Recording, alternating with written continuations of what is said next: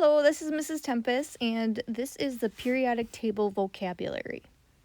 Our first word is periodic table.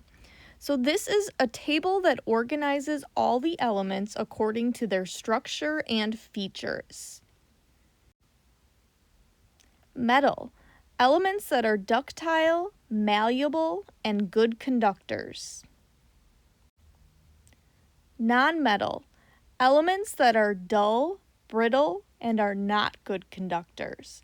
Often, these are used to insulate or in insulation. Metalloid, elements with properties in between metals and nonmetals. These are good semiconductors and used in computers.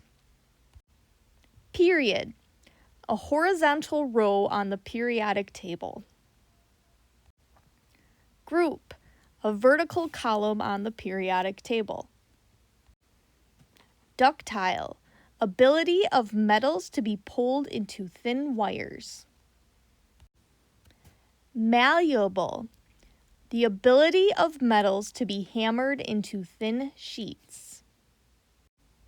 Conductor, something that helps in the transfer of electricity or heat.